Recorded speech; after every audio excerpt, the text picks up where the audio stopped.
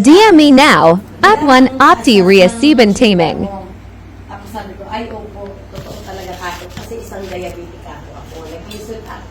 Nag-insulin ako. Tapos yung mga sinasabi nila sa akin na may ano daw ako, may fatty liver. Totoo po talaga yun. Dahil mga ilang months pa lang ko, labas ko lang sa hospital, sa mother setup ko. Tapos nung ano nilang may diabetic ako, pinakita ko kasi actually po talaga may sugat. Sabi ko, ay, ayan po ako. Ayan, oh. Ayan po. Tapos din, sabi niya, ay, tama-tama. Ito, anya, ang inumin mo. Di yun po. Uminom talaga ako noon. Wala.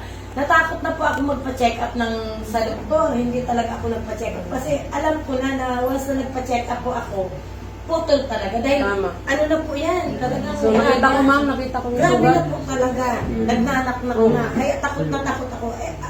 Actually po yung mga mother ko tsaka mga sister ko sa ibang bansa, sabi niya, naku ate, parang mapuputulan ka talaga ng paa. Sabi ko, oo nga, umiiyak na talaga ako ma'am dahil manas na manas siya. Tapos, grabe talaga ang sakit. Tapos yun, bumibili ako sa sila yung nagtagip sa akin na, sige, inumin mo to. Di yun po ang ininom ko.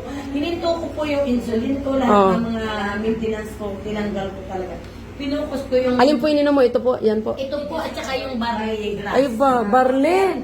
Barley pala, power. Ito at saka barley grass po. Oo. Tapos yung mga kape-kape rin, Oo. rin ako. Kaya hanggang po ngayon, hindi na ako nag-take ng mga maintenance ko. Hindi na po. Power. Yung, hindi na. Ay, power. Tagal na talaga. Umpisa nung nag-inom ako sa inyo ng December po. Ako na ano nito. Ang Tapos, galing. yun, tuwang-tuwa ako dahil humihilom na yung paa ko hanggang sa gumaling na po. Ayan po. Wow, palakpakan naman. Thank you, Lord. Thank you. Maraming salamat sa one of videos. Yay, palakpakan naman natin si Ma'am Beth.